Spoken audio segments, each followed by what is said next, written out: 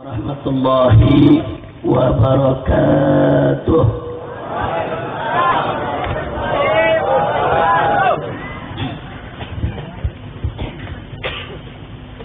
Bismillah walhamdulillah wala hawla wala quwwata illa billah. أشهد أن لا إله إلا الله وحده لا شريك له وأشهد أن سيدنا محمدا عبده ورسوله لا نبي بعده. اللهم صل وسلم وبارك على سيدنا وحبيبنا وشفيعنا ومولانا نبينا محمد وعلى آله الطاهرين الطيبين وأصحابه الغر الميامين ومن تبعهم بإحسان إلى يوم الدين. أحبائي الكرام، أوصيكم جميعا ونفسي بتقوى الله وبطاعة رسول الله صلى الله عليه وسلم، ونسأل الله سبحانه وتعالى أن يهدينا إلى صراطه المستقيم ويجعلنا من المتقين ويدخلنا جنته جنة النعيم بحق سيد المرسلين، والحمد لله رب العالمين. تقبل الله منا ومنكم وتقبل ya karim. Kepada para alim ulama,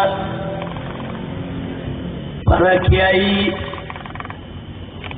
para tokoh-tokoh agama yang sangat kita cintai dan sangat kita muliakan dan selalu kita doakan, semoga para alim ulama kita, kiai kita, ajangan kita senantiasa mendapatkan kekuatan istiqamah di jalan Allah Subhanahu wa taala, diberikan kemenangan dalam setiap langkah perjuangan dakwahnya, mendapatkan kebahagiaan dari dunia hingga akhirat. Amin ya rabbal alamin. Kemudian tidak lupa kepada segenap umara, aparatur pemerintah yang sama kita cintai dan kita hormati, baik sipil TNI maupun Polri-nya, wabil khusus kepada yang sama kita muliakan, itu Bapak Wali Kota Banjar yang telah menyampaikan sambutannya tadi kepada kita. Mudah-mudahan apa yang telah beliau sampaikan untuk kita semua dan kehadiran beliau bersama segenap jajarannya. Di sini ada Wakil Wali Kota, begitu juga ada pimpinan DPRD, dan masih ada Bapak Kapolres maupun yang lainnya. Mudah-mudahan kehadiran para umara ini akan lebih memperkokoh ukhuwah Islamiyah kita semua, lebih memperkuat persatuan dan persaudaraan kita. Amin ya rabbal alamin. Dan tidak lupa salam penghormatan ini secara khusus kita sampaikan kepada segenap panitia penyelenggara yang telah bekerja keras mengorbankan waktu, tenaga, pikiran dan apa-apa yang mereka miliki, termasuk seluruh pihak yang ikut mendukung daripada kelancaran acara ini. Kita doakan semoga mendapatkan ganjaran yang berlipat ganda dari Allah Subhanahu wa taala.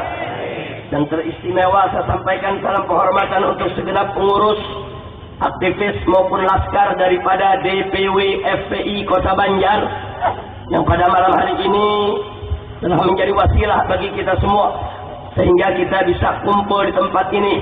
Mudah-mudahan segenap pengurus, aktivis maupun laskar daripada FPI Kota Banjar senantiasa diberkahi oleh Allah Subhanahu wa taala, diberikan kekuatan istiqamah di jalan Allah, diberikan kemenangan dalam setiap langkah perjuangannya. Amin ya rabbal alamin. Dan akhirnya secara sangat istimewa salam penghormatan ini saya sampaikan kepada seluruh kaum bapak, kaum ibu, para pemuda, para pemudi, kaum muslimin dan muslimat, hadirin wa hadirat rahimakumullah. Pada malam hari ini saya datang dan hadir di Kota Banjar tidak sendiri, Dari Jakarta didampingi oleh Sekjen DPP FPI Kiai Haji Ahmad Sobri Lubis. Masih ada Wakil Sekjen DPP FPI yaitu Al-Ustaz Awid Masyhuri. Dan masih ada lagi anggota daripada Majelis Syura Dewan Pimpinan Pusat FPI yaitu Kiai Haji Ja'far Siddiq, dan tamu kehormatan kita yaitu Al-Muhtaram Syekh Abdullah Abdul Rauf Al-Misri.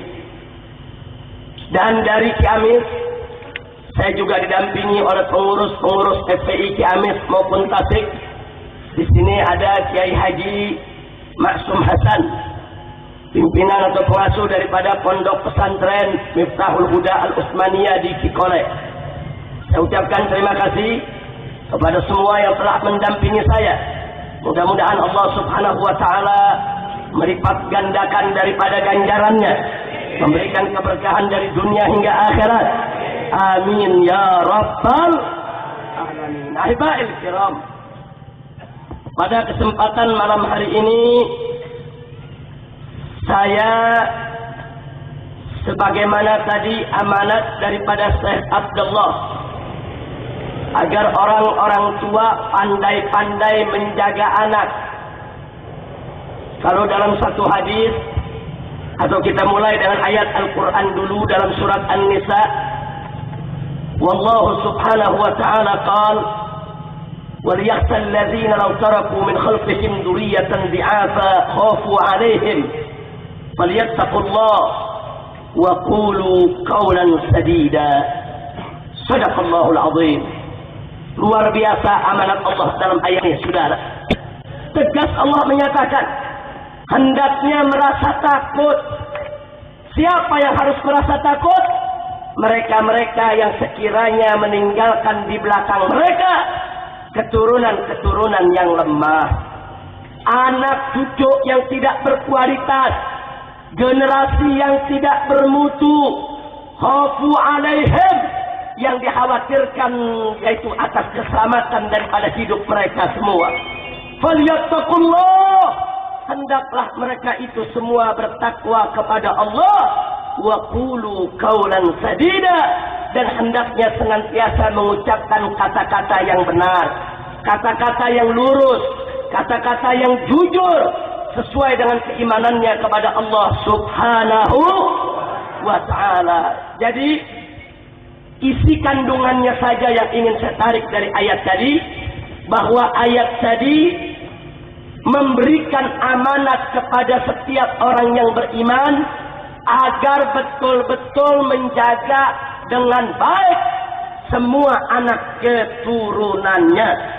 Jangan sampai anak keturunannya menjadi generasi yang lemah, generasi yang tidak berkualitas, generasi yang tidak bermutu, generasi yang lemah imannya, lemah Islamnya, lemah ihsannya, lemah akhlaknya, lemah ilmunya, lemah fisiknya, lemah mentalnya, lemah rohaninya, lemah jasmaninya. Haram kalau ada orang tua dari kalangan kaum muslimin yang dengan sengaja meninggalkan generasi penerus mereka, anak cucu mereka dalam keadaan lemah. Maka itu luar biasa yang disampaikan oleh Syekh Abdullah Abdul Rauf Al-Misri tadi, bahwa wajib bagi orang tua untuk menyayangi anak-anaknya. Bagaimana cara menyayangi anak? Dengan tidak membiarkan mereka dalam kebodohan, dalam keterbelakangan, dalam kelemahan. Menyayangi anak berarti menyelamatkan mereka dari segala bentuk perbuatan, tindakan, sikap hidup yang bisa menjerumuskan mereka ke dalam kehancuran. Mudah-mudahan semua yang hadir di sini, khususnya para orang tua, bisa menjalankan amanat Allah Subhanahu wa ta'ala tersebut. Amin ya rabbal alamin. Makanya Nabi dengan tegas mengatakan, laisa minna, kata Nabi alaihi salatu wassalam, malam yukir kabirana wa yarham saghirana. Bukan dari golongan kami, kata Nabi, bukan golongan kami orang yang tidak bisa menghormati orang-orang tua kami dan tidak bisa menyayangi anak-anak kecil kami, saudara. Terhadap orang tua wajib kita hormat, wajib kita menghargai, terhadap anak-anak yang di bawah kita. Wajib untuk kita menyayangi mereka dengan tidak membiarkan mereka berjalan di jalan kerusakan. Insya Allah. Makanya Al-Imam Ali ibn Abi Thalib radhiyallahu anhu wa karamallahu wajhah mengatakan di dalam salah satu makalah, ya saudara, beliau katakan pesan kepada para orang tua, alimu auladakum fa innahum makhluqun di zamanin ghairi zamanikum. Apa kata Sayyidina Ali? Alimu auladakum, didik betul-betul anak-anak kalian. Kenapa? Fa innahum makhluqun, sesungguhnya anak-anak kalian itu adalah makhluk yang diciptakan oleh Allah li zamanin, untuk menghadapi suatu zaman ghairi zamanikum, yang bukan zaman kamu sekalian. Artinya Pak, artinya Bu, kalau di zaman kita sekarang ini tantangan sudah begitu dahsyat, tantangan akidah, tantangan syariat, tantangan akhlak luar biasa. Bagaimana dengan tantangan-tantangan yang akan dihadapi oleh anak dan cucu kita di masa yang akan datang? Kalau anak-anak kita tidak kita bekali dengan ilmu yang memadai, mereka akan ditelan oleh zaman. Kalau anak-anak kita tidak kita bekali dengan ilmu yang benar, sebagaimana diamanatkan oleh Allah dan Rasulnya, maka anak-anak kita akan jadi korban di zamannya, saudara. Na'udzubillah min dzalik. Nah, maka itu apa yang barusan saya sampaikan dalam pembukaan ini, baik ayat Al-Quran maupun hadis Nabi, bahkan dari perkataan para sahabat Nabi, jelas bagi kita semua kewajiban kita untuk menjaga anak-anak kita. Mudah-mudahan kita semua akan bekerja keras untuk menjaga anak keturunan kita daripada segala kerusakan. Amin. Dan semoga anak cucu kita diselamatkan oleh Allah, selamat imannya, selamat Islamnya, selamat ihsannya, diberikan oleh Allah keselamatan dari dunia hingga akhirat. Amin ya rabbal alamin. Nah, karena itu pada malam hari ini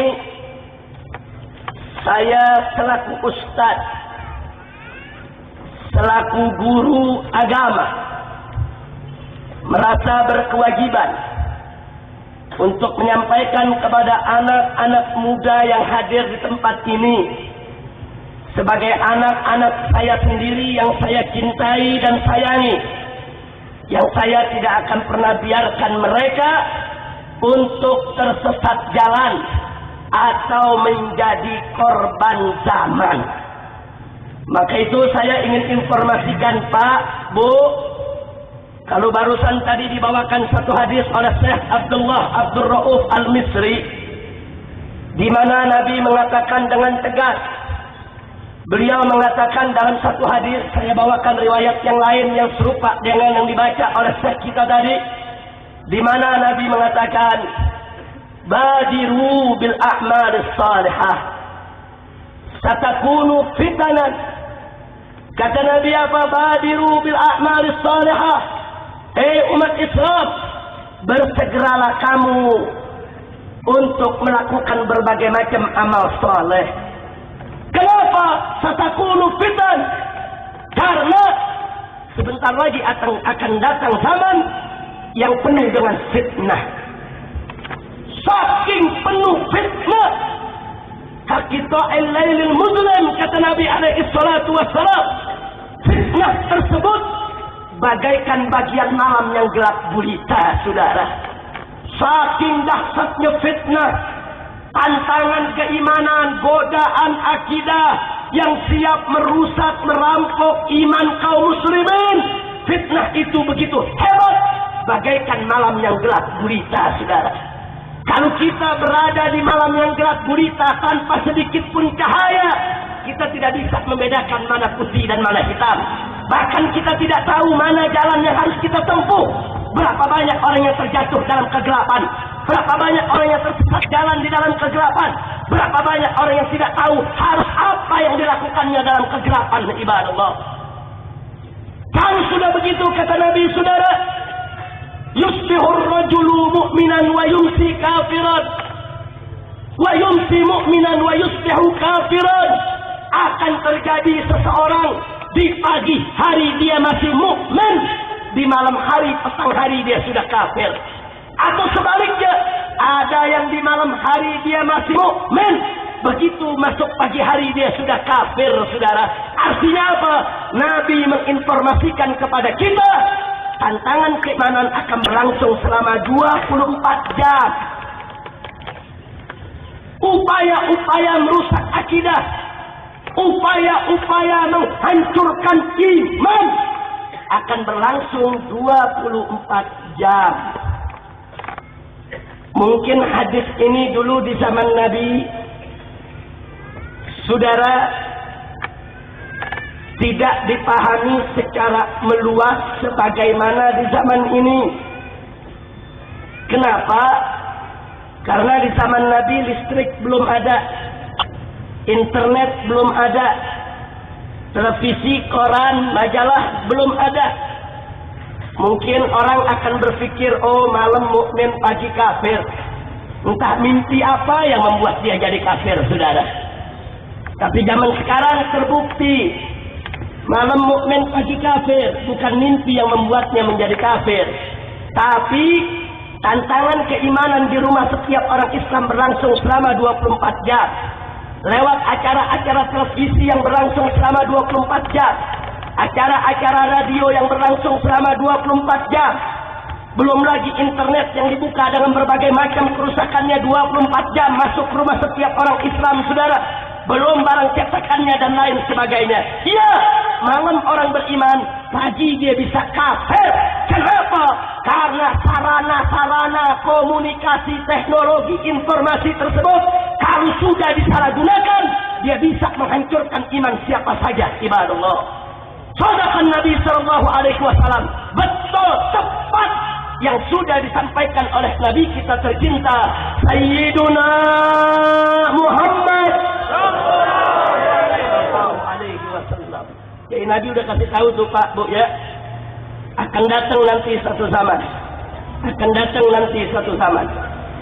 Penuh fitnah, penuh tantangan, penuh godaan iman. Bagaikan malam yang gelap gulita. Saking gelapnya akan banyak orang yang tersesat. Malam beriman, pagi kafir, pagi beriman, sore kafir, saudara.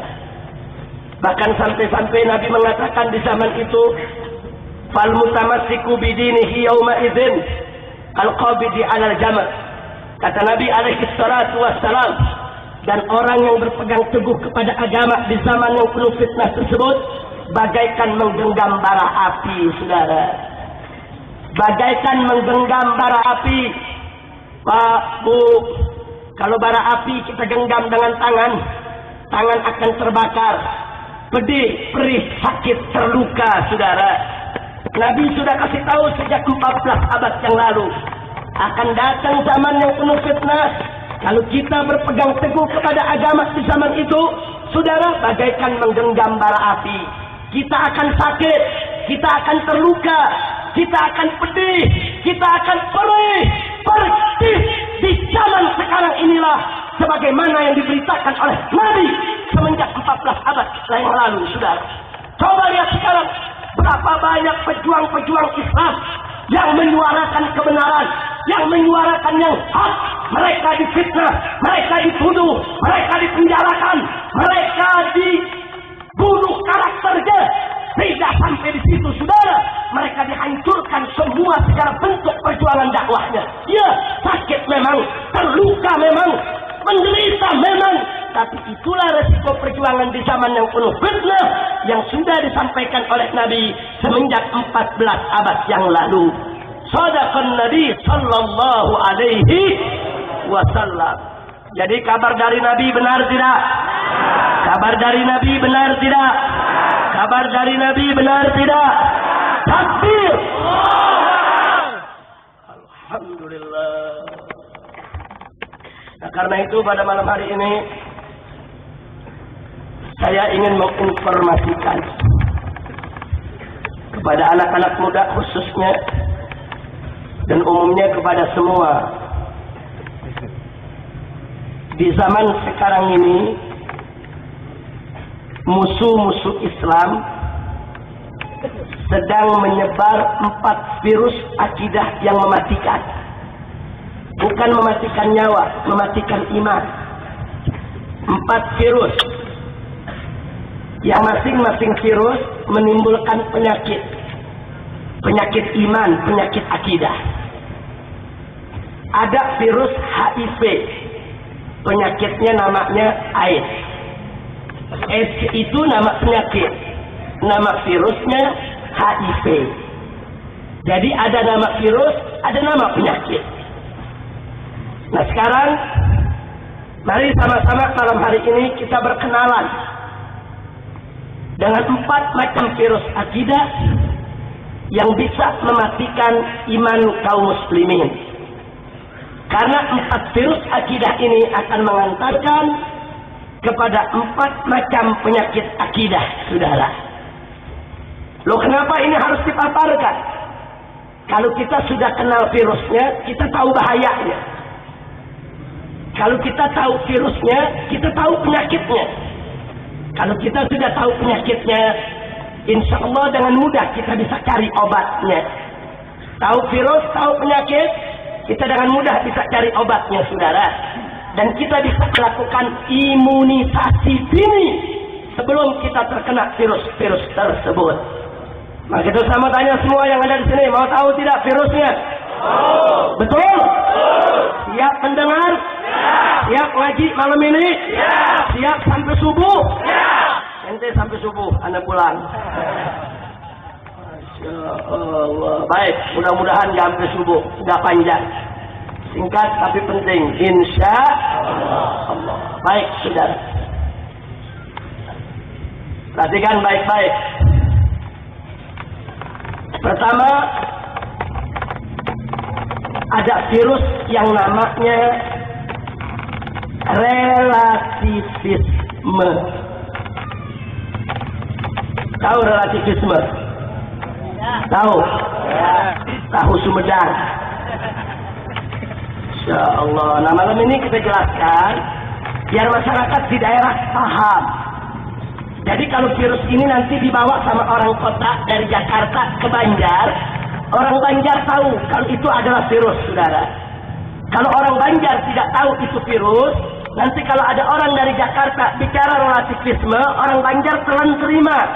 Nggak taunya itu merupakan virus yang berbahaya, yang bisa mengantarkan kepada penyakit iman, bahkan bisa membunuh iman. Saya kenalkan dulu namanya. Yang pertama adalah namanya virus relativisme. Apa sih virus relativisme itu? Virus relativisme adalah suatu isme. Isme itu suatu keyakinan, suatu pemahaman yang meyakini bahwa sebenarnya tidak ada kebenaran yang mutlak. Tidak ada kebenaran mutlak. Itu namanya relativisme. Kalau ada orang mengatakan tidak ada kebenaran yang mutlak, dia sudah kena virus relativisme, saudara. Hati-hati. Kenapa? Sebab kalau dikatakan tidak ada kebenaran mutlak, berarti kebenaran agama juga tidak mutlak, saudara. Kalau kebenaran agama tidak mutlak, berarti agama mungkin salah, saudara. Termasuk agama Islam yang dibawa oleh Nabi kita Sayyiduna Muhammad sallallahu alaihi wasallam. Saudara, virus relativisme ini disebar di seluruh Indonesia lewat jurnal-jurnal liberal, lewat dosen-dosen liberal, lewat kampus-kampus perguruan tinggi Islam. Bukan perguruan tinggi umum, perguruan tinggi Islam. Mereka begitu bangga dengan teori relativisme yang menyatakan tidak ada kebenaran yang mutlak. Kalau orang sudah meyakini tidak ada kebenaran yang mutlak, berarti tidak ada agama yang mutlak benar. Tidak ada agama yang mutlak benar. Agama apapun pasti ada kemungkinan salah. Ini namanya virus relativisme. Kira-kira jelas tidak? Paham tidak? Nah, kalau orang sudah terkena virus ini, maka akan muncul penyakit. Apa nama penyakitnya? Nama penyakitnya adalah pluralisme. Penyakit apa itu pluralisme? Penyakit yang mengatakan semua agama sama. Kenapa semua agama sama? Karena agama Islam walaupun benar tetap mungkin salah. Agama Kristen walaupun diyakini oleh orang Islam salah, bisa jadi dia yang benar. Kenapa? Karena penyakit ini punya virus namanya relativisme yang menolak kebenaran mutlak, saudara. Nah, untuk menjawab ini, Bapak Ibu yang saya cinta, di dalam Islam itu ada hal-hal yang qat'iyah, ada hal-hal yang dhanniyah. Perkara-perkara yang qat'iyah pasti benar, mutlak benar, mustahil salah. Contoh firman Allah dalam Al-Quranul Karim yang menyatakan Qul huwallahu ahad. Katakanlah bahwa Allah itu ahad, satu tunggal, tidak berbirak. Ini mutlak benar, pasti benar, mustahil salah. Nah, ini termasuk qat'iyah diniyah, perkara-perkara mutlak pasti benar dalam ajaran agama Islam. Jadi nggak bisa bilang, oh ini relatif, bisa benar bisa salah, bisa saja Tuhan satu, bisa juga dua.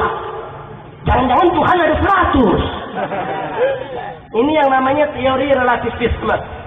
Maka itu saya tanya, virus relativisme berbahaya tidak? Berbahaya tidak?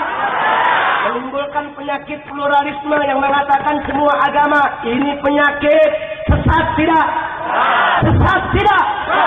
Itu yang tadi saya katakan, penyakit ini bisa merusak iman, saudara. Barang siapa yang meragukan kebenaran Islam, barang siapa yang mengatakan Islam benar tapi mungkin salah, maka orang tersebut kafir, murtad, keluar dari Islam. Makanya saya katakan, ini penyakit pluralisme bisa merusak iman, menghancurkan akidah, membuat orang bisa keluar daripada ajaran agama Islam, saudara. Maka itu saya tanya sekali lagi, virus relativisme berbahaya tidak? Penyakit pluralisme sesat tidak? Jadi saudara, makanya jangan anak-anak muda so ikut diskusi, buka internet dengan relativisme. Oh ini istilah bagus, oh ini istilah antik dari luar negeri, main pakai. Tunggu dulu, relativisme apa yang dimaksud? Kalau relativisme di dalam rumus kimia, rumus fisika, itu persoalan lain. Tapi kalau relativisme dalam urusan agama, nggak bisa, saudara. Di dalam ajaran Islam banyak persoalan-persoalan yang qat'iyah, yang qat'i, mutlak benar, pasti benar. Allah itu esa, pasti benar. Muhammad itu utusan Allah yang terakhir, pasti benar. Agama yang benar di sisi Allah hanya Islam, pasti benar. Itu namanya qat'iyah, tidak boleh kita tolak. Kira-kira jelas tidak? Allah menyatakan dengan tegas dalam Al-Quranul Karim, Inna dina indallahil Islam. Agama yang ada di sisi Allah adalah agama. Agama yang benar adalah agama. Agama yang diridai Allah adalah agama. Selain Islam benar tidak? Selain Islam benar tidak? Selain Islam kafir tidak? Selain Islam sesat tidak? Takbir. Itu imunisasinya. Jadi bagaimana Habib supaya kita nggak kena virus relativisme? Mantapkan di hati. Tidak ada agama yang benar selain Islam. Mantapkan di hati kita. Mantapkan di hati kita. Apa yang dikatakan Al-Quran benar, pasti benar. Apa yang dikatakan Al-Quran salah, pasti salah. Apa yang dinyatakan hadis benar, pasti benar. Apa yang dinyatakan hadis salah, pasti salah. Al-Quran dan hadis, itulah pedoman hidup kita. Yang dikatakan benar oleh Quran dan hadis pasti benar. Yang dikatakan salah Al-Quran dan hadis pasti salah. Betul? Takbir. Kalau itu sudah menjadi keyakinan kita, virus relativisme nggak bakal masuk dalam benak pikiran kita, saudara. Hati-hati. Sudah kenal nama virusnya? Apa nama virusnya? Relativisme. Apa nama penyakit yang ditimbulkan? Pluralisme. Berbahaya tidak? Sesat tidak? Alhamdulillah. Sekarang virus yang kedua. Ini kalau ibarat kanker. Kanker itu kan ada stadium 1, stadium 2, stadium 3, stadium 4. Makin tinggi, makin parah. Nah, virus ini begitu juga, saudara. Ada lagi virus yang kedua. Virus namanya skeptisisme. Apa maksud skeptisisme? Suatu isme yang membuat seseorang menjadi skeptis. Apa itu skeptis? Serba ragu, saudara. Skeptis itu serba ragu dia. Semua dia ragu. Islam dia ragu. Kemudian Kristen dia ragu. Buddha dia ragu. Hindu dia ragu. Al-Quran dia ragu. As-Sunnah dia ragu. Semua serba ragu. Selalu muncul dalam benaknya pertanyaan-pertanyaan yang membuat dia ragu kepada kebenaran. Termasuk kebenaran Islam. Kalau tadi virus yang pertama itu baru mengatakan benar, mungkin salah. Dia baru mengatakan tidak ada kebenaran yang mutlak. Nah, kalau virus ini dibiarkan, lama-lama muncul virus yang lebih berbahaya. Dia ragu terhadap semua kebenaran. Nah, kalau sudah begini, saudara, muncul penyakit. Apa nama penyakitnya? Sekularisme. Dia nggak mau pakai lagi itu agama di dalam urusan dia bermasyarakat, berbangsa dan bernegara, saudara. Sudah. Ini agama meragukan. Cukup agama di pesantren saja. Cukup agama di madrasah saja. Cukuplah agama itu di masjid saja. Tapi kalau urusan di pasar berekonomi, urusan bermasyarakat, di parlemen, urusan bernegara, nggak perlu kita pakai agama. Kenapa? Dia sudah ragu kepada kebenaran agama. Dia lebih yakin dengan apa hasil dari akalnya, sudah. Jadi sekali lagi, saya mau tanya sekarang. Kalau gitu virus skeptisisme ini berbahaya tidak? Berbahaya tidak? Jadi dia katakan jangan bawa-bawa agama dalam urusan bermasyarakat, berbangsa dan bernegara. Makanya orang-orang yang berpaham sekuler itu menolak semua simbol-simbol agama masuk dalam urusan kemasyarakatan, kebangsaan dan kenegaraan, saudara.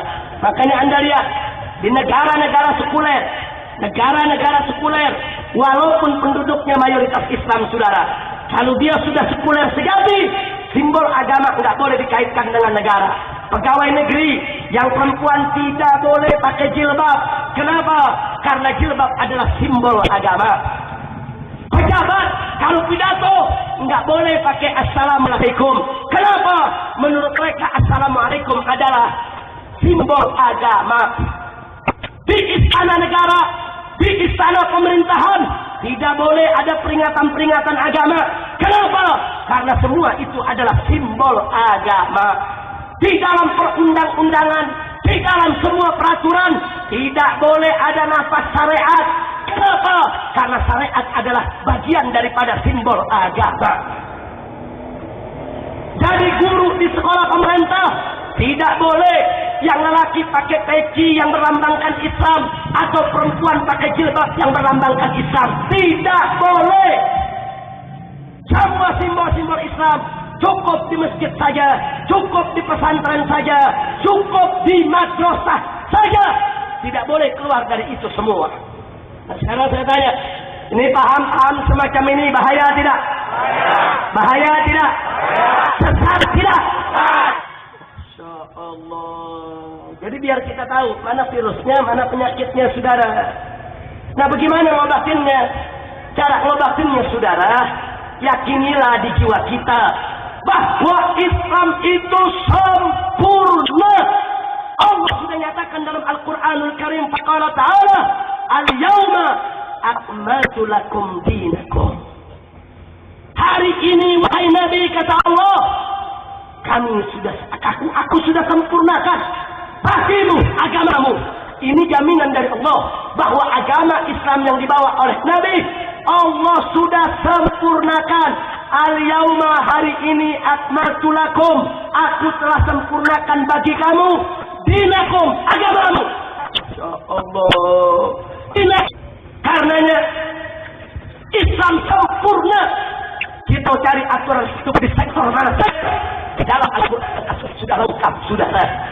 Jangankan urusan negara, jangankan urusan ekonomi, jangankan urusan yang besar, ma'arifah, urusan cebok aja sudah diatur Islam sudah. Urusan cebok diatur Islam. Urusan masuk ke jamban diatur Islam. Bagaimana dengan urusan negara? Bagaimana dengan urusan ekonomi? Bagaimana dengan urusan politik? Mustahil kalau Islam tidak mengatur semua. Betul? Takbir. Itu saya tanya semua yang ada di sini, yakin tidak Islam sempurna? Saya ada Islam sempurna. Betul? Takbir. Tanamkan itu dalam dada kita semenjak kecil, semenjak muda. Sehingga kalau ada virus skeptisisme yang mengajak kita untuk meragukan kebenaran Islam kita, kita bisa membentengi diri. Kita bisa membentengi diri. Kira-kira jelas tidak? Ya, yang di tengah jangan bantuin saya ceramah. Saya bukan amatiran, saya udah lama jadi penceramah. Nah, kira-kira jelas tidak? Jelas tidak? Jelas. Nah, jadi saudara, inilah virus yang kedua. Sekarang masuk virus yang keberapa? Ketiga. Virus yang ketiga namanya virus agnostisisme. Ini semua pakai isme. Apa maksud virus agnostisisme? Kalau dalam bahasa Arab apa? Al-adriyah. Artinya apa, saudara? Artinya seseorang sudah punya pemahaman yang meyakini dia nggak tahu apa-apa soal agama. Udah nggak tahu, udah mana enggak, udah nggak tahu. Islam Kristen nggak tahu. Dia lepas semua, bukan lagi, bukan. Dia lepas, udah nggak tahu. Dia melepaskan diri. Nah, ini kalau ibarat kanker udah stadium 3 ini, sudah. Virus ini akan mengantarkan penderitanya memiliki penyakit liberalisme. Liberalisme itu sebetulnya bukan virus, penyakit. Virusnya tadi tuh.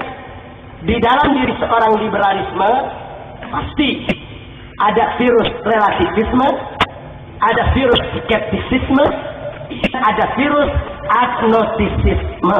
Tiga-tiganya ada. Karena dia udah kanker stadium 3. Tiga-tiga virus ada dalam dirinya, saudara. Saudara, liberalisme ini adalah satu penyakit pemikiran, penyakit akidah yang meyakini bahwa manusia punya kebebasan mutlak. Manusia punya kebebasan mutlak. Mau beragama, enggak beragama, terserah. Mau sholat, mau maksiat, itu urusan pribadi. Tidak ada satupun kekuatan di atas muka bumi ini, bahkan di alam semesta, yang boleh mengebiri kebebasan manusia, termasuk Tuhan sekalipun. Jadi menurut kaum liberalisme, saudara, Allah tidak berhak mewajibkan sesuatu kepada manusia. sesuatu kepada manusia karena wajib dan haram, itu adalah pengebirian kebebasan seorang manusia. Manusia punya kebebasan mutlak, tidak boleh diwajibkan, tidak boleh diharamkan. Allah hanya boleh memubahkan, nggak lebih dari itu. Jadi kalau Allah perintahkan sholat nggak bisa dibilang wajib, sholat mubah. Mau sholat boleh, nggak boleh. Kalau Allah mengharamkan zina tidak haram, zina mubah. Mau zina boleh, nggak zina boleh. Kenapa?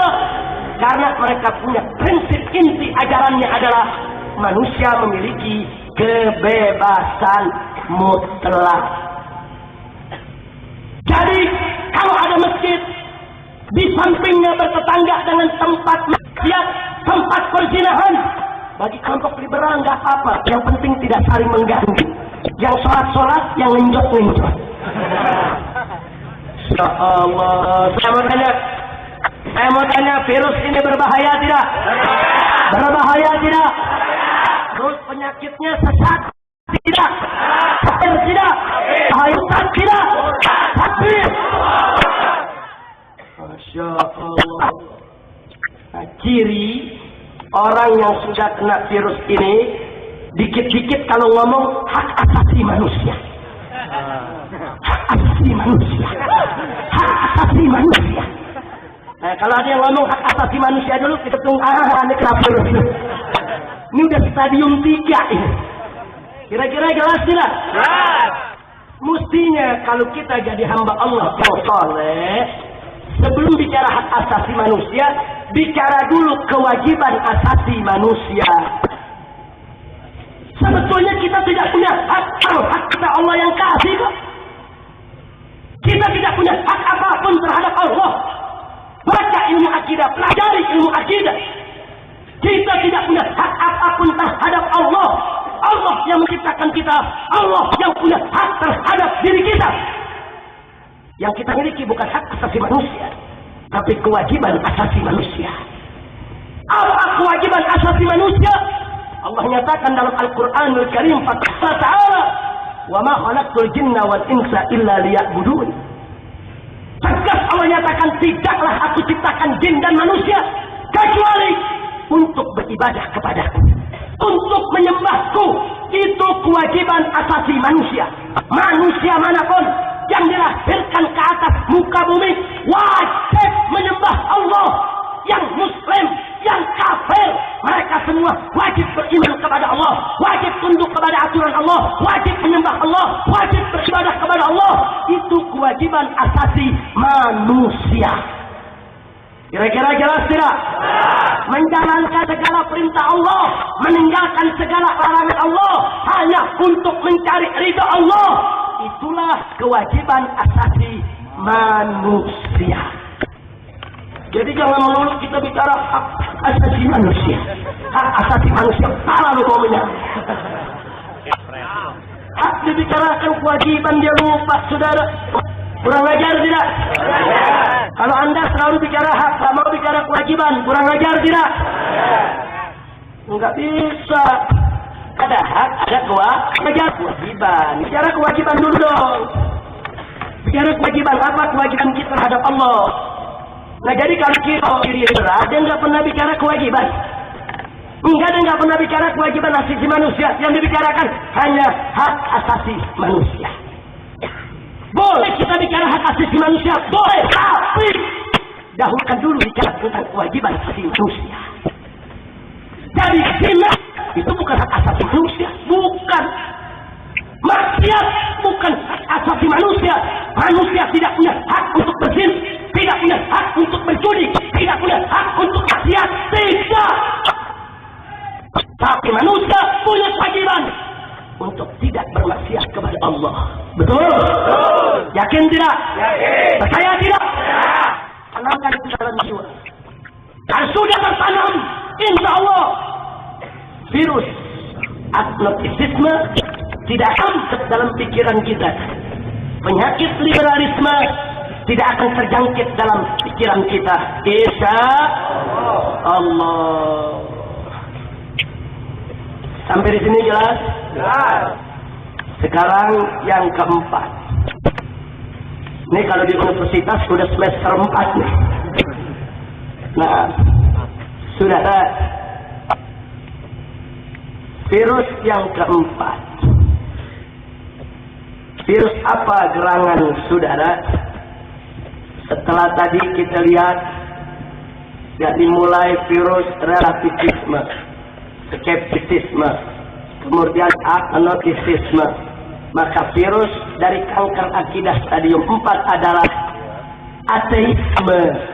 Dia tidak percaya kepada agama, dia tidak percaya kepada Tuhan, dia tolak sudah semua. Awalnya dia mengatakan relativisme, tidak ada kebenaran yang mutlak. Kemudian naik, dia ragu dengan kebenaran. Itu yang disebut tadi skeptisisme. Setelah itu naik lagi saudara stadium, dia tidak tahu tentang kebenaran. Ala adri, karena nggak paham tentang kebenaran. Dan akhirnya naik ke stadium 4, dia tolak semua kebenaran. Dia tolak semua kebenaran, dia tolak semua agama. Tidak ada agama yang benar, tidak ada Tuhan, tidak ada surga, tidak ada neraka. Ateisme. Nah, kalau sudah begini saudara, ini udah kufur Allah, udah kafir jelas-jelas. Jadi penyakitnya ya penyakit enggak. Penyakitnya adalah kafir yang nyata. Ternyata udah kafir, udah nggak perlu diperdebatkan lagi. Kalau dia sudah tolak Allah, tolak agama, tolak kebenaran Islam, maka dia sesat, murtad, kafir, keluar dari Islam. Betul? Virus ini berbahaya tidak? Sesat tidak? Kafir tidak? Jadi sebetulnya tidak, liberalisme tinggal selangkah lagi saudara untuk menjadi ateisme. Misalnya saya mengingatkan pemerintah kota Banjar, khususnya aparat keamanan dari TNI maupun Polri, yang katanya selama ini anti PKI. Saya mengingatkan Pak, saya mengingatkan dulu PKI itu gentleman, terang-terangan. Dia ngaku dia tidak percaya Tuhan dan agama. Tapi sekarang yang lahir bukan PKI yang gentleman, ini PKI yang licik, yang disebut neo-PKI. Bagaimana liciknya? Dia tidak terang-terangan mengatakan tidak percaya agama, tapi dia tawarkan kepada kita konsep pluralisme, sekularisme, dan liberalisme. Nah, konsep ini diajarkan kepada masyarakat, supaya masyarakat ini kalau digabung atau kalau kita singkat, saudara, biasanya disebut sepilih. Sekularisme, pluralisme, dan liberalisme. Nah, ini tiga virus ini saudara sengaja disebar ke masyarakat. Sebab kalau masyarakat sudah terima, masyarakat sudah welcome, maka besok menggelondongkan ateisme dengan mudah bisa diterima, saudara. Maka itu jangan kaget. Sekarang ini yang bela PKI adalah kelompok liberal yang menuntut TAP MPRS nomor 25 tahun 1966 tentang larangan ajaran Leninisme, Marxisme, dan komunisme adalah kaum liberal. Dengan alasan hak asasi manusia, dengan alasan kebebasan, mereka katakan PKI itu merupakan hak asasi manusia. Tidak sampai di situ. Bahkan sekarang ini saudara, mereka membuat organisasi sebagai informasi untuk intel Polri maupun tentara yang ada di Banjar ini. Mereka sekarang buat organisasi, namanya adalah saudara Pakorba. Mereka buat DPC di seluruh Indonesia. Pakorba. Apa itu Pakorba? Perhimpunan Keluarga Korban Orde Baru. Pakorba, Perhimpunan Korban Orde Baru. Maksudnya PKI yang terbunuh di tahun 65 oleh kiai, oleh umat Islam, oleh ormas-ormas Islam, oleh tentara, oleh polisi, itu mereka semua korban. Jadi kalau mereka korban berarti kiai yang membunuh PKI penjahatnya. Berarti tokoh Islam yang membunuh PKI penjahatnya. Berarti tentara yang memerangi PKI penjahatnya. Berarti polisi yang memerangi PKI juga penjahatnya. Dan mereka sudah DPC di wilayah basis mereka, di Banyuwangi, Dion, Solo, Salatiga. Mereka sudah deklarasi Dewan Pimpinan Abang Dewan di banyak daerah. Dan kami menyatakannya, saudara. Kami punya daftar di daftar dan kami SPI di dekat nama SPI seluruh wilayah direct ini surat. Maka itu saya sampaikan. Kalau harus masih nyari perlawan PKI ini masih buat Anda. Buat polisi punya nyari perlawan PKI ini masih buat PK. Tapi ada tentara, tapi sudah tidak nyali serahkan dia senjata ini pada SPI kami yang akan lawan mereka. Pasti. Siapkan, siapkan,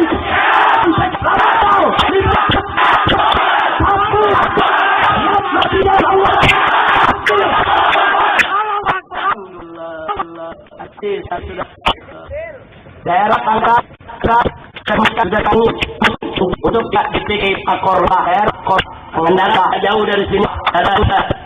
Maka itu saya ingatkan ini bukan isapan jempol, ini musuh saudara. Kami punya data, kami punya bukti, punya itu. Nah makanya tadi saya katakan dulu PKI terang-terangan menghina agama. Sekarang maka pura-pura bersama, pura-pura jadi profesor, doktor, ilmuwan, peneliti, akademik. Apa dia katakan? Ini sekularisme, pluralisme, liberalisme. Ini penelitian ilmiah. Ini merupakan bahasan akademik. Ini harus diseminarkan di mana-mana. Dan tujuan akhirnya, kalau seseorang sudah jadi liberal, selangkah lagi dia jadi ateis, saudara. Kalau seseorang sudah jadi liberal, selangkah lagi dia akan jadi komunis, saudara. Kalau orang sudah jadi liberal, sekurang-kurangnya dia sudah tidak keberatan kalau komunisme hidup kembali di Indonesia, saudara. Maka itu saya tanya, berbahaya tidak? Berbahaya tidak? Maka itu saya mau tanya semua, kalau Front Pembela Islam mendorong Tentara Nasional Indonesia dan Kepolisian Republik Indonesia untuk berperan aktif membasmi neo PKI di mana saja berada, setuju tidak? Dukung tidak? Kalau tentara dan polisi mengerjakan itu, dukung tidak? Bela tidak? Siap bela tentara? Siap bela polisi untuk perang lawan PKI? Takbir! Takbir! Allahu Akbar! Alhamdulillah. Nah itu virus, saudara, yang perlu saya sampaikan. Kadang-kadang orang sekarang nggak paham, ini arahnya kemana sih liberalisme? Ini liberalisme, ini neo PKI. Sekularisme, pluralisme, ini neo PKI. Cuma mereka belum berani menyatakan dirinya sebagai PKI. Oh, ada yang bilang, PKI kan sudah masa lalu, ya, partainya sudah masa lalu, tapi pemikirannya tidak, saudara. Ya, partainya memang sudah dibubarkan, tapi ajarannya tidak, saudara. Ajaran dan pemikirannya terus berkembang. Bahkan ajaran PKI di sana. Ini neo PKI. Sekularisme, pluralisme, ini neo PKI.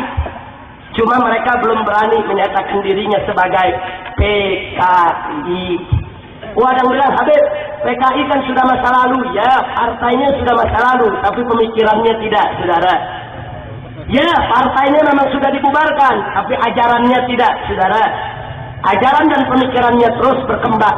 Bahkan ajaran PKI di zaman sekarang lebih canggih, dikemas dalam bahasan-bahasan akademik, dikemas dalam penelitian-penelitian ilmiah, dikemas menjadi materi-materi yang diajarkan di perguruan-perguruan tinggi, saudara. Makanya jangan kaget kalau keluarga-keluarga PKI sekarang banyak yang sudah menjadi anggota DPR RI. Salah seorang dari mereka terus terang berani mengarang 2 buku. Apa dia karang, saudara? Yang pertama dia karang dengan judul Aku Bangga Jadi Anak PKI. Judul buku kedua dia tulis, saudara, Anak PKI Masuk Parlemen. Kenapa? Karena sekarang sudah tidak ada litsus lagi di DPR RI, saudara. Dulu ada litsus, penelitian khusus. Nggak boleh yang terlibat PKI duduk di DPR RI, saudara. Tapi semenjak reformasi kemarin, anak-anak keluarga PKI mengambil kesempatan dengan alasan reformasi, dengan alasan kebebasan. Mereka berhasil menghapuskan litsus di lembaga-lembaga tinggi negara, saudara. Jadi jangan kaget kalau sekarang PKI masuk ke eksekutif, masuk ke legislatif, masuk ke yudikatif. Kenapa? Karena kelalaian kita juga, saudara. Nasi sudah jadi bubur. Mereka sudah masuk kemana-mana. Ya, mereka tidak berhasil membatalkan TAP MPRS nomor 25 tahun 66. Tapi mereka berhasil, satu, menghapuskan litsus, saudara, di lembaga tinggi negara. Sehingga mereka bisa untuk menjadi pejabat tinggi negara atau menjadi anggota parlemen, saudara. Yang kedua, mereka juga sudah berhasil menghapuskan apa? Menghapuskan larangan pelajaran-pelajaran tentang PKI di perguruan tinggi. Karena sekarang undang-undang yang baru, saudara, menyatakan ajaran komunisme, Leninisme, Marxisme boleh diajarkan di perguruan-perguruan tinggi. Yang nggak boleh di luar itu, saudara. Dengan alasan penelitian, dengan alasan pembahasan akademik. Sekarang pelajaran tentang komunisme sudah masuk ke perguruan-perguruan tinggi. Legal, disahkan oleh negara. Masya Allah. Maka itu saya tanya, berbahaya tidak? Kalau gitu umat Islam wajib waspada tidak? Siap merapatkan barisan?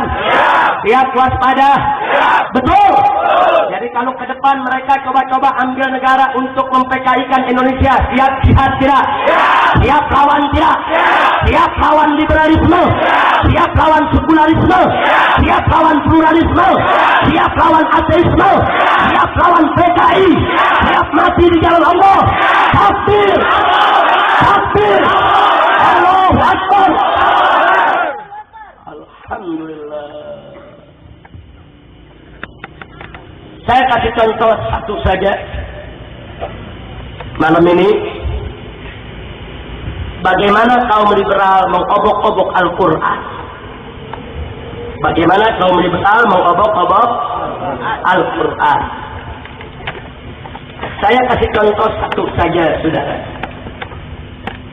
Seorang profesor doktor menjadi pimpinan Dewan Pakar di Departemen Agama RI yang sekarang disebut Kementerian Agama, sekaligus menjadi guru besar, menjadi dosen di Universitas Islam Negeri Syarif Hidayatullah, Jakarta. Dosen ini seorang perempuan, namanya Musdah Mulia. Di dalam salah satu wawancara di Jurnal Perempuan tahun 2007, di awal 2007, dia mengatakan bahwa homoseks dan lesbianisme itu hanya merupakan orientasi seksual biasa. Dia bukan penyakit, normal dan wajar, sehingga tidak boleh dilarang atau diharamkan. Karena pendapatnya yang berani tadi terhitung nekat, maka di pertengahan tahun 2007 perempuan ini mendapat penghargaan dari Amerika Serikat sebagai perempuan paling berani di Asia Tenggara. Perempuan inilah yang membuat kontradraft kompilasi hukum Islam. Yang kemarin kompilasi hukum Islam tentang undang-undang perkawinan dia merubah sedemikian rupa. Salah satunya itu tadi, saudara, poligami haram, perkawinan sejenis boleh. Maksudnya perkawinan sejenis laki sama laki boleh kawin, perempuan sama perempuan boleh kawin. Karena dia mendefinisikan yang namanya nikah ialah ikatan perjanjian antara dua orang. Nggak peduli perempuan sama laki, atau perempuan sama perempuan. Sebetulnya pendapat ini bukan baru. Ini pernah digelontorkan oleh kaum orientalis, gurunya kaum liberal, saudara. Pada saat kelompok ini ditanya, kalau homoseks dan lesbian itu halal, kenapa kaum Nabi Lut dihancurkan oleh Allah?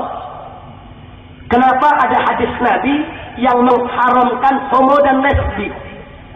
Bahkan ada riwayat Nabi memerintahkan umatnya, kalau ada laki mendatangi laki-laki lain, bunuh. Nah, jadi sekarang mereka ditanya, kalau memang halal, kenapa Nabi suruh bunuh? Kalau memang halal, kenapa dulu kaum Nabi Lut, bangsa Sadum, atau orang Indonesia bilang bangsa Sodom, saudara, kok dihancurkan? Dengan hujan batu dihancurkan habis. Apa jawab mereka, saudara? Oh iya, dulu zaman Nabi Lut dan zaman Nabi Muhammad, itu kan manusia masih sedikit. Jadi nggak boleh dong laki kawin sama laki, perempuan sama perempuan. Nanti manusia tidak bertambah. Kalau manusia tidak bertambah, nanti manusia punah. Nah, untuk menghindarkan kepunahan manusia dari atas muka bumi, maka ketika itu kawin sejenis diharamkan. Jadi perempuan harus kawin sama laki-laki biar punya keturunan, sehingga umat manusia tidak punah dari atas muka bumi. Jadi ketika itu homo lesbi diharamkan, cocok betul. Tapi kalau zaman sekarang sudah tidak relevan, kata dia. Kenapa? Karena sekarang manusia sudah banyak, nggak perlu khawatir akan punah.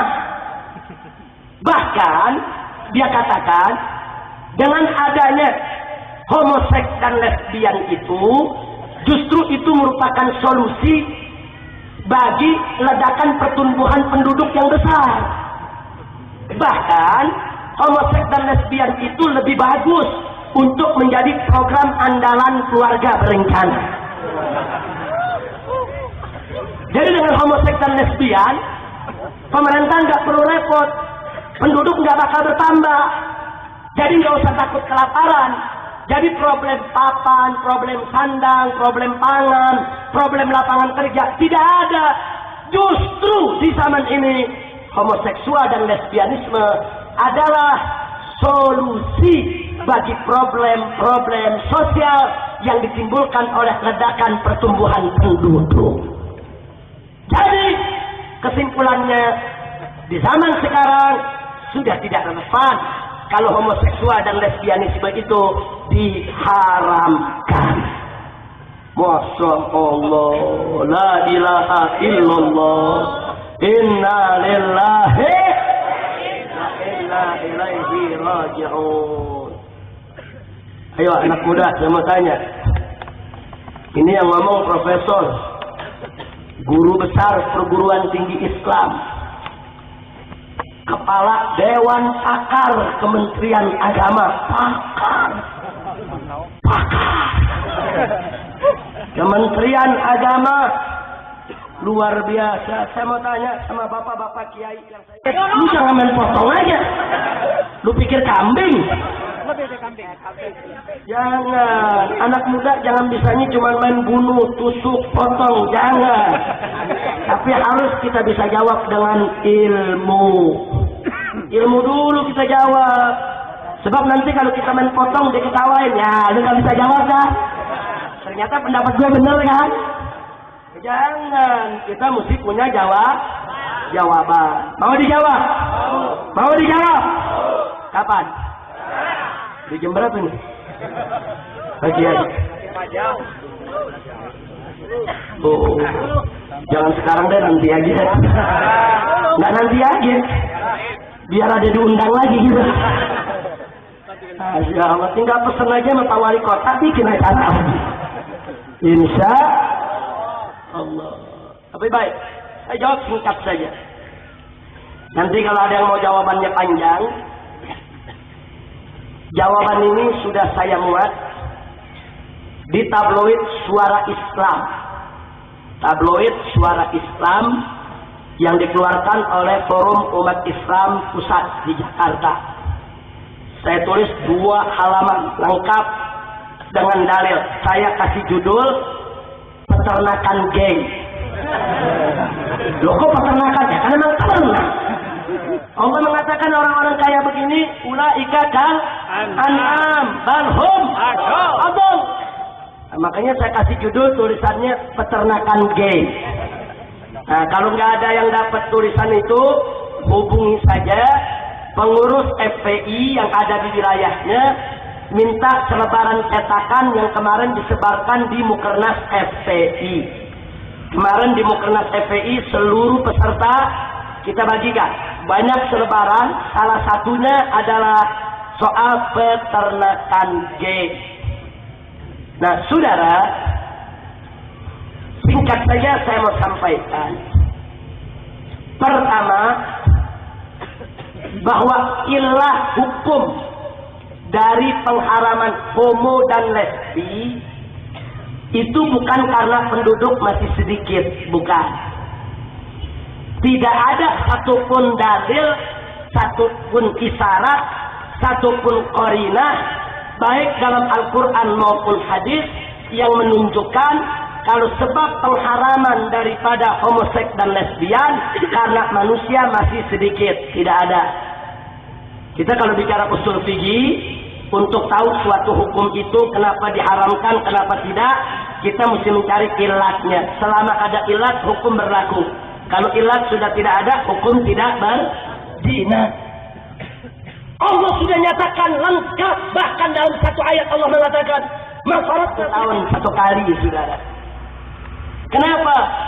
Karena dengan 1 kali panen setahun cukup untuk memberikan makan jumlah manusia yang ada ketika itu, saudara. Tapi begitu manusia bertambah, makin banyak, Allah Maha tahu. Sekali panen tidak cukup untuk menghidupi manusia.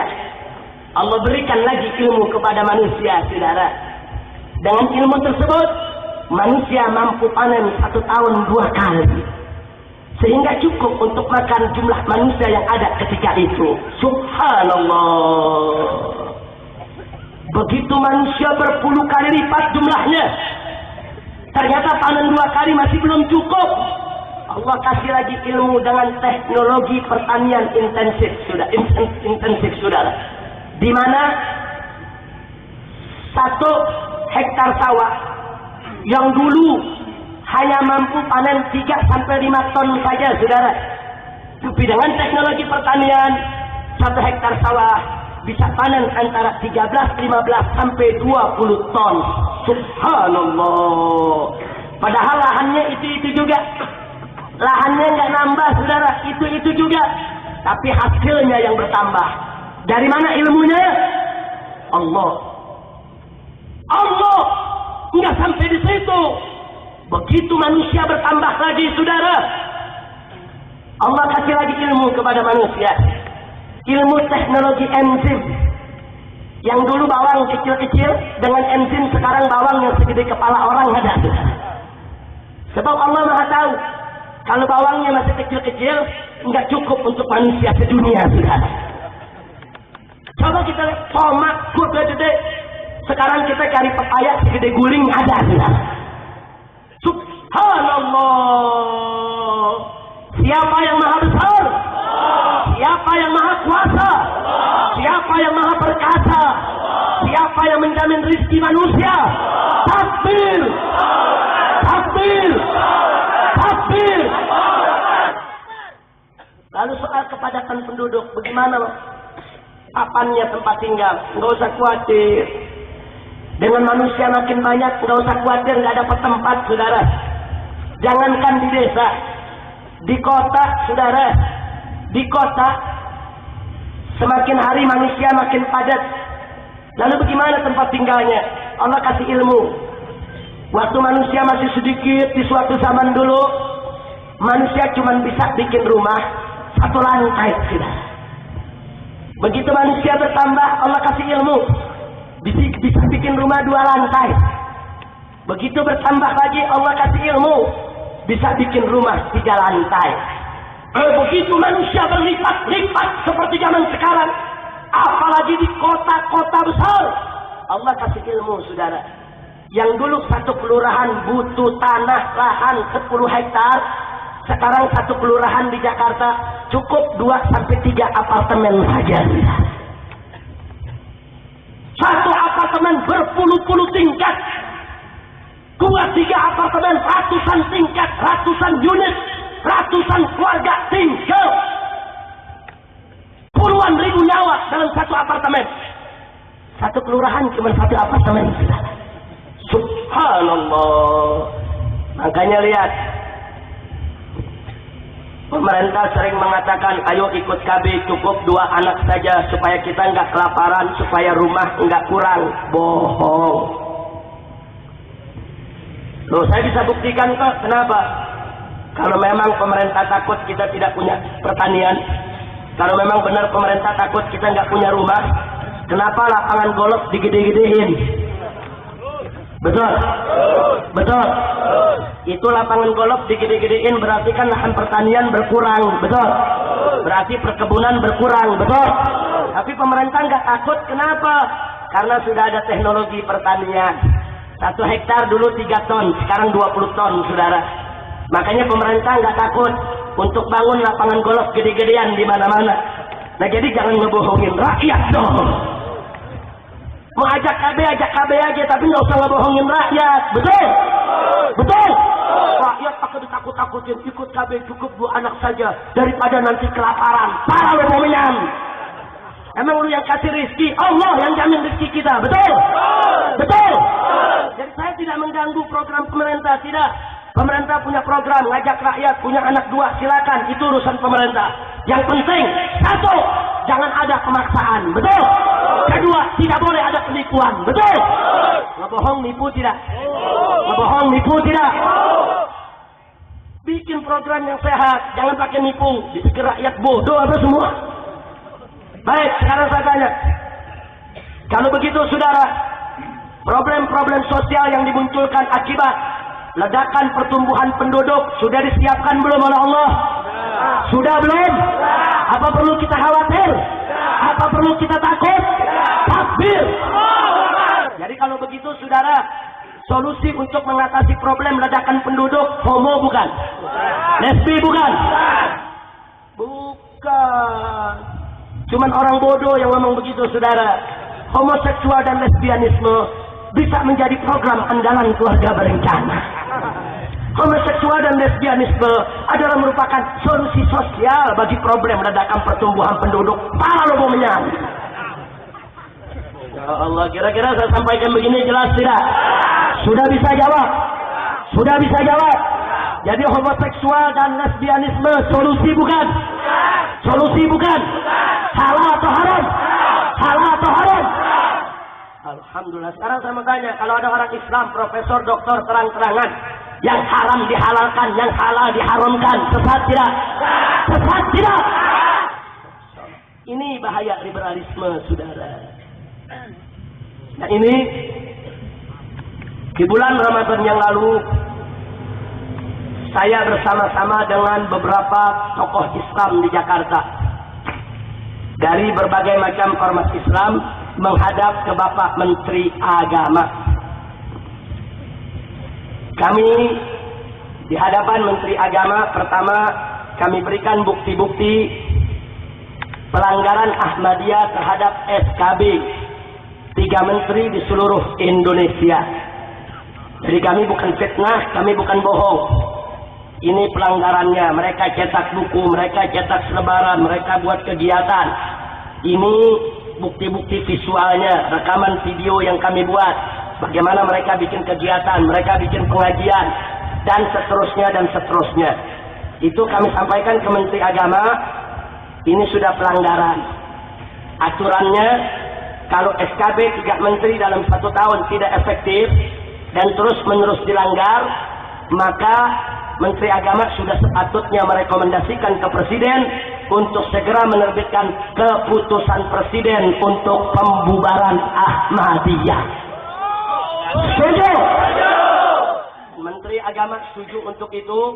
Maka itu kemarin di dalam sambutan Bapak Menteri Agama di dalam acara Mukernas Front Pembela Islam yang kami adakan di Bogor, beliau mengatakan bahwa beliau sebagai seorang muslim, sekaligus sebagai Menteri Agama, sekaligus sebagai pimpinan salah satu partai Islam, dan sebagai tokoh Islam, berkomitmen berjanji untuk membubarkan Ahmadiyah.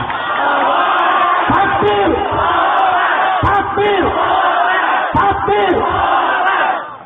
Jadi sekarang ini kita umat Islam wajib mendukung beliau.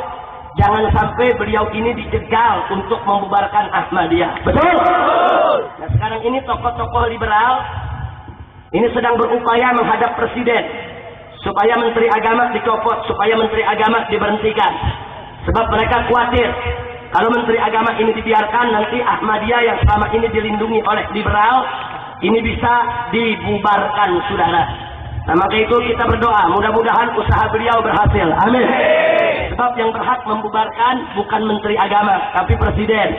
Menteri Agama hanya merekomendasikan bahwa karena SKB tidak efektif, banyak dilanggar di banyak tempat.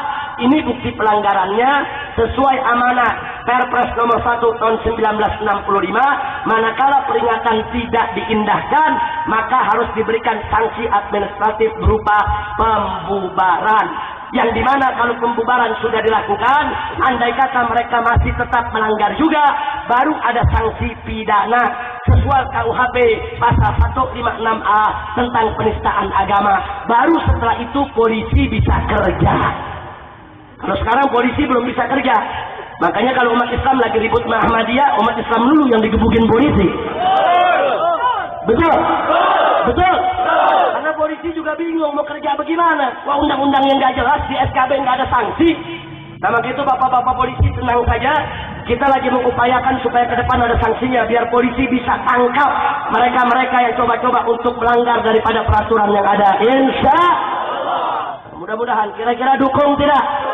Dukung tidak? Takbir! FPI tidak akan berhenti. Selama hayat masih di kandung badan, selama FPI masih ada, kami akan terus berjuang untuk membubarkan Ahmadiyah, walaupun harus mati bersimbah darah. Takbir! Yang kedua kami sampaikan kepada Bapak Menteri Agama soal liberal. Kami paparkan kepada beliau tentang bahaya liberal. Kami berikan catatan-catatan FPI tentang pernyataan-pernyataan tokoh liberal yang melecehkan Islam, lengkap dengan referensi. Siapa nama tokohnya, di mana dia bicara, tanggal berapa, kapan, jam berapa, lengkap. Kalau ada tulisan judul apa, ada buku-buku yang mana, siapa penerbitnya. Semua sudah kita serahkan ke Menteri Agama. Nah di situ kami sampaikan, Pak Menteri,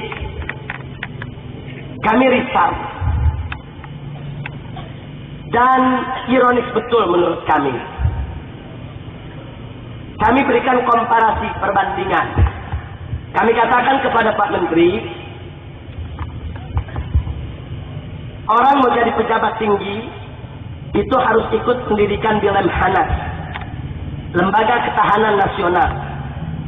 Itu sekolah calon pejabat tinggi negara. Di Lemhanas, yang menjadi dosen, yang menjadi pengajar, itu nggak boleh orang sembarangan, diseleksi betul. Bagaimana wawasan kebangsaannya, bagaimana pengetahuannya tentang Undang-Undang Dasar 45, tentang Pancasila, tentang perundang-undangan, dan seterusnya. Pejabat korup tidak boleh jadi dosen di Lemhanas. Pejabat nakal tidak boleh jadi dosen di Lemhanas. Dosen-dosen yang cacat moral tidak boleh menjadi guru besar di Lemhanas, saudara. Kenapa? Karena yang dididik calon pejabat tinggi. Kalau gurunya koruptor, pejabatnya pada jadi koruptor semua. Betul? Makanya yang ngajar mesti bersih, dan itu berjalan. Di kepolisian, di sini ada Bapak Kapolres, silakan tanyakan.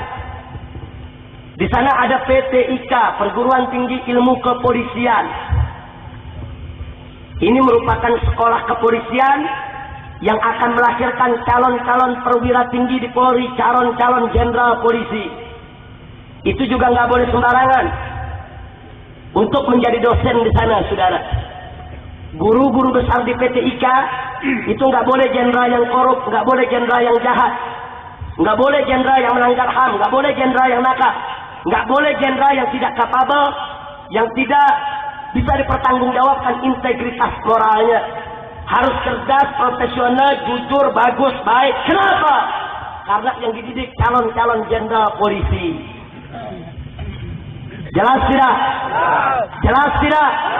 Jadi pemerintah betul-betul memproteksi, betul-betul menjaga supaya Lemhanas dan PT IKA betul-betul menjadi wadah untuk melahirkan pejabat tinggi dan pemimpin-pemimpin masa depan yang tidak diajarkan oleh guru sembarangan, saudara. Nah, sekarang mari saya sampaikan ke Pak Menteri. Lalu bagaimana Pak Menteri tentang perguruan tinggi Islam negeri? Lemhanas, PT IKA itu mencetak calon umaro. Universitas Islam Negeri IAIN itu mencetak calon ulama, calon cendekiawan Islam. Kalau di Lemhanas, dosen sesat nggak boleh jadi guru. Di PT IKA, dosen korup nggak boleh jadi guru. Lalu bagaimana dengan Universitas Islam Negeri, saudara? Coba lihat di Universitas Islam Negeri di mana-mana ada dosen yang menghalalkan homoseks, ada dosen yang menghalalkan lesbian, ada dosen yang mengatakan sholat 5 waktu tidak wajib, ada dosen yang mengatakan Al-Quran buatan Muhammad, ada dosen saudara yang meragukan kebenaran Islam, ada dosen yang mengajarkan yaitu menyebarluaskan virus relativisme, skeptisisme, agnostisisme. Ada dosen yang pluralisme, ada dosen yang liberalisme, ada dosen yang sekularisme. Nah, sekarang saya sampaikan kepada Pak Menteri, lalu bagaimana Pak Menteri? Kenapa kalau di Lemhanas, di PT IKA yang akan mencetak umaro disterilkan, dijaga, dibersihkan, dipelihara, kenapa perguruan tinggi Islam negeri kok yang akan mencetak ulama dibiarkan kotor, dibiarkan ada dosen-dosen sesat yang mengajar di sana?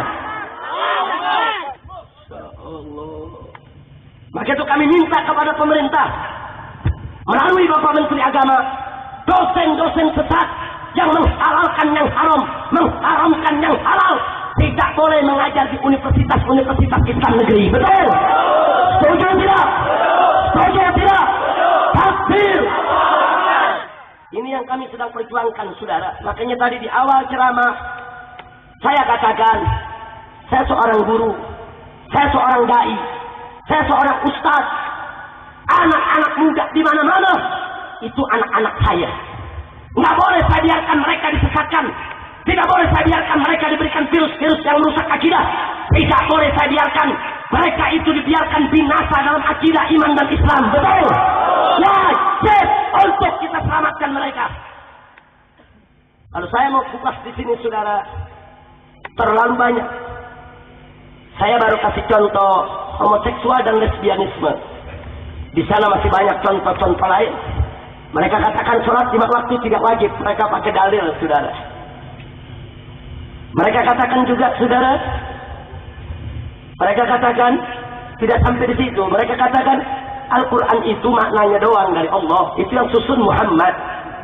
Karena Muhammad itu nggak buta huruf, dia bisa tulis, dia bisa baca. Bahkan dia katakan Al-Quran itu hasil kong kali kong antara Muhammad dengan para sahabat. Saya tanya, sesat tidak? Mereka bicara begini bukan saya memfitnah mereka. Saya punya buku karangan mereka, saudara. Semua kita kumpulkan dan ini akan kita kirimkan ke Kementerian Agama, ke Kejaksaan Agung untuk dilarang beredar. Tapi sampai hari ini, saudara, ini proses masih berlangsung. Nah, maka itu saya mau tanya semua yang ada di sini sebelum saya akhiri ceramah. Perguruan tinggi Islam negeri dibersihkan dari dosen-dosen liberal. Setuju tidak? Universitas Islam negeri dibersihkan dari dosen-dosen sesat. Setuju tidak? Betul? Takbir! Jadi kalau front pembela Islam terus berjuang untuk membersihkan itu semua, dukung tidak? Setuju tidak? Takbir! Nah ini sebagai informasi, inilah yang kami lakukan saudara. Jadi FPI Pak Bu ya, bukan cuma perang lawan tempat pelacuran, bukan cuma berkelahi sama preman-preman perjudian, bukan hanya membubarkan tempat sarang narkoba atau minuman keras. Lebih dari itu, kami sedang melakukan al-ghusbul fikri, perang pemikiran. Kami buat tulisan-tulisan, Anda bisa buka website FPI, di sana banyak tulisan yang Anda bisa baca. www.fpi.org.id. Anda bisa buka, di sana banyak tulisan-tulisan yang sengaja kami arahkan untuk menyerang pemikiran-pemikiran liberal, untuk membela pemikiran-pemikiran Islam yang benar. Alhamdulillah. Nah, jadi malam hari ini saya tidak berbicara panjang lebar lagi. Saya hanya ingin perkenalkan virus tadi. Ada berapa virus tadi? Pertama virus apa? Relativisme. Apa nama penyakitnya? Pluralisme. Kedua virus apa? Skeptisisme. Menimbulkan penyakit apa? Sekularisme. Ketiga virus apa? Agnotisisme. Menimbulkan penyakit apa? Liberalisme. Yang virus apa? Ateisme. Ini udah puncak. Kalau sudah jadi ateis, kafir. Na'udzubillah min dzalik. Kira-kira yang saya sampaikan jelas tidak? Paham tidak? Depan tolong waspada. Maka itu jangan jauh-jauh dari kiai-kiai, jangan jauh-jauh dari pondok-pondok pesantren, jangan jauh-jauh dari majelis-majelis taklim, jangan jauh-jauh dari para ajengan kita, saudara. Alhamdulillah, pondok-pondok pesantren para kiai, pondok-pondok pesantren para ajengan, walaupun ada di pelosok-pelosok desa, walaupun hanya terbuat dari gubuk reot, tapi tidak ada yang mengatakan sholat 5 waktu tidak wajib. Betul? Tidak ada pesantren-pesantren salafiyah kita yang dipimpin oleh kiai dan para ajengan kita yang mengatakan homoseksual dan lesbianisme itu halal. Betul? Alhamdulillah. Berarti saudara, pondok-pondok pesantren di semua pelosok daerah itu masih merupakan benteng yang kokoh untuk mempertahankan akidah umat saudara. Nggak bisa ditandingi oleh universitas, nggak bisa ditandingi oleh perguruan tinggi yang sudah banyak kesusupan dosen-dosen yang sesat dan menyesatkan. Maka itu, hei ibu, hei bapak yang punya anak, jangan ragu-ragu untuk masukkannya ke pondok-pondok pesantren, agar dididik dan dibesarkan oleh kiai-kiai dan ulama kita, agar akidah mereka semua bisa terselamatkan. Takbir.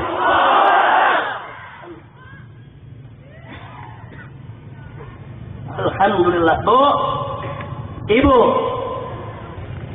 bu, siap masukkan anak ke pondok pesantren? Betul? Nah, mudah-mudahan ibu dan anak-anak ibu dikasih keluarga yang harmonis, yang sakinah, yang berkah. Dengan anak-anak jadi masukkan pondok pesantren, dan mudah-mudahan kelak anak-anak ibu akan menjadi ulama, menjadi kiai, menjadi ajengan, menjadi pejuang-pejuang Islam. Amin ya rabbal alamin. Nah, sebelum saya tutup, sebelum kita baca doa, jangan ada yang meninggalkan tempat. Sama-sama dulu kita baca selawat Badar. Setuju? Setuju? Karena dalam selawat Badar ada satu doa yang bagus. Ilahi sallimil ummah. Wahai Tuhanku, selamatkanlah umat nabimu, umat Islam ini ya Allah. Selamatkan mereka minal afati wan nikmah. Itu dari segala bencana, musibah, kerusakan. Minta diselamatin. Wa min hammil wa min ghummah. Dan minta diselamatkan dari segala penderitaan, kesedihan, kesusahan. Kita minta. Dengan apa? Bi ahlil badri. Ya Allah. Dengan kemuliaan dan keberkahan yang Allah berikan kepada ahlul badar, kepada para sahabat Nabi yang mati syahid di medan Badar maupun yang tidak mati syahid di medan Badar, tapi semua terlibat menjadi pejuang Badar. Karena mereka adalah umat Nabi yang terbaik. Alhamdulillah. Nah, karena itu kita minta untuk keselamatan kita, keselamatan ulama kita, umara kita, negeri kita, keselamatan keluarga kita dan anak-anak kita. Bisa bawa selawat Badar? Hafal semua? Ya, sedikit aja, beberapa bait aja kita bawakan. Ayo sama-sama, bareng-bareng semuanya ikut. Salatullah salamullah ala taha rasulillah. Salatullah salamullah ala yasin habib.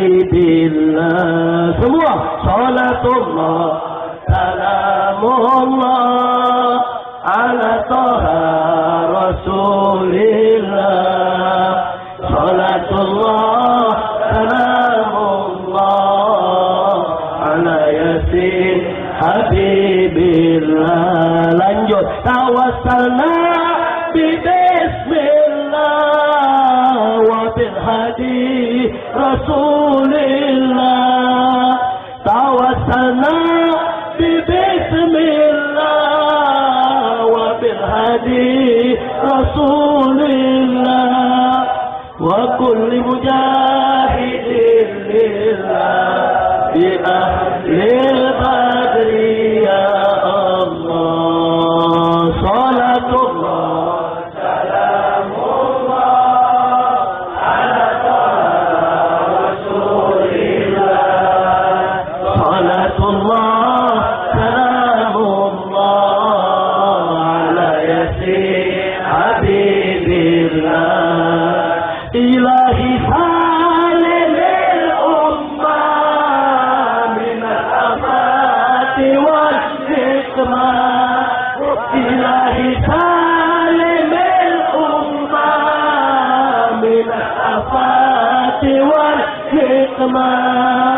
ومن هم ومن غمة بأهل البدر يا الله صلاة الله سلام الله على رسول الله صلاة الله سلام الله على ياسين حبيب الله إلهي اغفر وأكرمنا بالمطالب منا إلهي اغفر وأكرمنا بالمطالب منا ودفع مساءة عنا بأهل البدر يا الله صلاة الله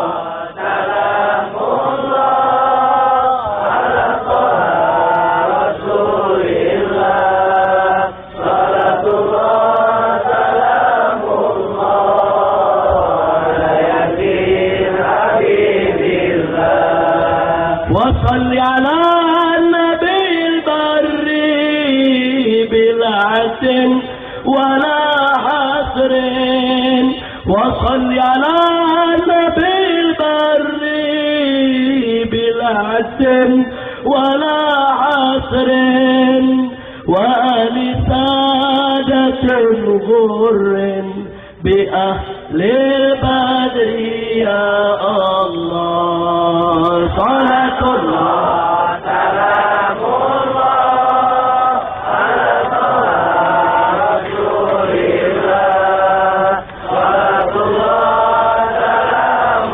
الله على حبيب الله lagi صلاة الله سلام الله على رسول الله صلاة الله سلام الله على ياسين حبيب الله صلاة الله سلام الله على رسول الله صلاة الله سلام الله على ياسين حبيب الله لا إله إلا الله لا إله إلا الله لا إله إلا الله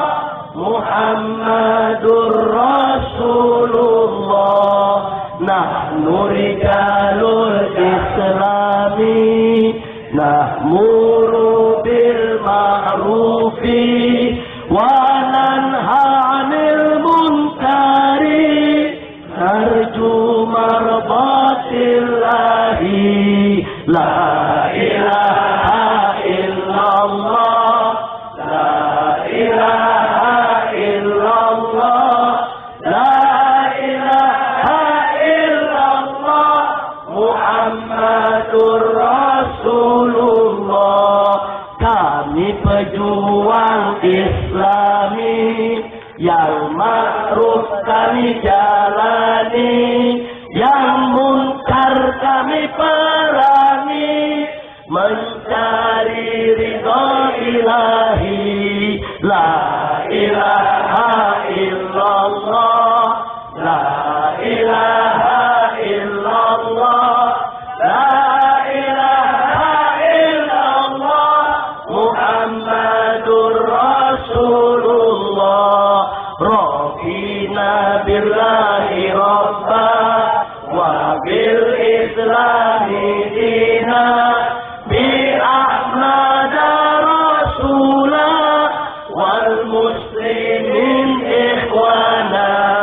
La ilaha illallah, la ilaha illallah, la ilaha illallah, Muhammadur Rasulullah. Allah dia Tuhan kami dan Islam agama kami, Muhammad Nabi kami, muslimin saudara kami. La ilaha illallah, la ilaha illallah, la ilaha illallah, Muhammadur Rasulullah. Allah dia Tuhan kami dan Islam agama kami, Muhammad Nabi kami, muslimin saudara kami. La ilaha illallah, la ilaha illallah, la ilaha illallah, Muhammadur Rasulullah. Untuk FPI, kami pejuang FPI, yang ma'ruf kami jalani, yang munkar kami perangi, mencari ridha ilahi. La ilaha illallah, la ilaha illallah, la ilaha illallah, Muhammadur Rasulullah. Allahu Akbar, Allahu Akbar, Allahu Akbar, Allahu Akbar, Allahu Akbar, Allahu Akbar, Allahu Akbar, Allahu Akbar. Allahu Rabbuna wa huwa qasduna, Muhammadur Rasulullah huwa qudwatuna, wal Qur'anu imamuna, wal jihadu sabiluna, wa syahadah ghayatuna.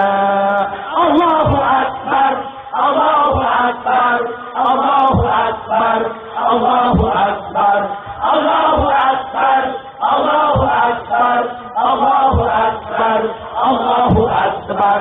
Hayya 'alal jihad, hayya 'alal jihad, nansurul Islam wal muslimin.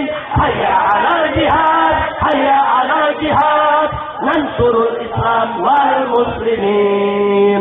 Iskariman aw mujtahida, iskariman aw mujtahida, iskariman aw mujtahida, iskariman aw mujtahida. Allahu Akbar, Allahu Akbar, Allahu Akbar, Allahu Akbar, Allahu Akbar, Allahu Akbar, Allahu Akbar, Allahu Akbar. Allah Tuhan kami, Dia tujuan kami, Muhammad sang Rasulullah, Dia teladan kami, Al-Quran pedoman kami, jihad jalan juang kami, mati syahid harapan kami. Allahu Akbar, Allahu Akbar, Allahu Akbar, Allahu Akbar, Allahu Akbar, Allahu Akbar, Allahu Akbar, Allahu Akbar. Ayo kita jihad, ayo kita jihad, membela Islam dan muslimin. Ayo kita jihad, ayo kita kita jihad membela Islam dan muslimin. Hidup mulia atau mati syahid, hidup mulia atau mati syahid, hidup mulia atau mati syahid, hidup mulia atau mati syahid. Allahu Akbar, Allahu Akbar, Allahu Akbar, Allahu Akbar, Allahu Akbar, Allahu Akbar, Allahu Akbar, Allahu Akbar, takbir. Alhamdulillah. Nah, sebelum saya tutup, sengaja bagian akhir nasyid tadi saya bawa dari Mars FPI. Hayya 'alal jihad, hayya 'alal jihad. Ayo kita jihad, ayo kita jihad. Nansurul Islam wal muslimin. Membela Islam dan umat Islam atau kaum muslimin. Sengaja ini saya kumandangkan supaya umat Islam terus menancapkan di hatinya bahwa jihad bukan terorisme dan terorisme juga bukan jihad. Betul? Takbir! Kami tidak akan pernah terima kalau jihad difitnah sebagai terorisme. Betul? Saya tanya, jihad terorisme bukan? Jihad terorisme bukan? Terorisme jihad bukan? Takbir! Siap menjadi mujahid? Apa kita siap menjadi teroris? Mujahid? Ya. Teroris? Ya. Setuju? Mujahid? Yes. Teroris? Betul? Jadi sekali lagi, jadi jangan mengkambing hitamkan jihad, jangan. Jangan memfitnah jihad, mengkambing hitamkan jihad, jangan. Itu nggak boleh terjadi. Makanya kita harus terus mengumandangkan, ayo jihad, ayo jihad. Jangan takut menyebut jihad. Sudah. Nah, menyebut jihad bukan kriminal, menyebut jihad bukan pidana, menyebut jihad bukan dosa, menyebut jihad bukan kesalahan. Baik hukum negara, apalagi hukum agama. Jadi jangan pernah takut untuk menjadi mujahid, jangan pernah takut untuk jihad di jalan Allah, jangan pernah takut. Jihad bukan terorisme, terorisme bukan jihad. Siap jihad? Siap jihad? Ayo kita jihad, ayo kita jihad, membela Islam dan muslimin. Ayo kita jihad, ayo kita jihad, membela Islam dan muslimin. Hidup mulia atau mati syahid, hidup mulia atau mati syahid, hidup mulia atau mati syahid, hidup mulia atau mati syahid. Allahu Akbar, Allahu Akbar, Allahu Akbar, Allahu Akbar, Allahu Akbar, Allahu Akbar, Allahu Akbar, Allahu Akbar. Takbir. Alhamdulillah. Nah, sebelum kita baca doa penutup, saya ingin menyampaikan terlebih dahulu terima kasih yang sebesar-besarnya dan penghargaan yang tinggi kepada segenap para ulama, para kiai, para ajengan yang ada di Banjar maupun yang datang dari kota-kota di sekitarnya. Dan tidak lupa secara istimewa untuk Pemkot pemerintah kota daripada Banjar.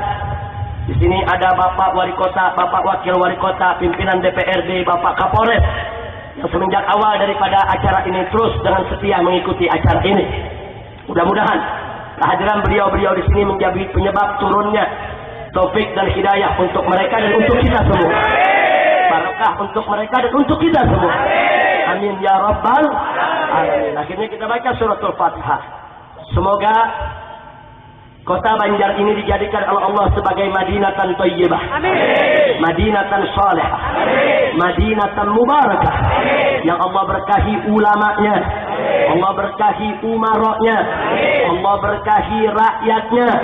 Dan bibarakatil Fatihah kita mohon kepada Allah agar iman kita dikuatkan oleh Allah, dimantapkan Islam kita, dibaguskan ihsan kita, dimuliakan akhlak kita, dimudahkan urusan kita, dilapangkan kesempitan kita, disembuhkan segala penyakit kita, dilunasi utang piutang kita, diharmoniskan keluarga rumah tangga kita, diberikan kemenangan dalam perjuangan kita, dibahagiakan dari dunia hingga akhirat. Ala hadhihi niyyah wa likulli niyatin salihah wa ila hadratin nabiyil mustafa sallallahu alaihi wasallam. Al-Fatihah.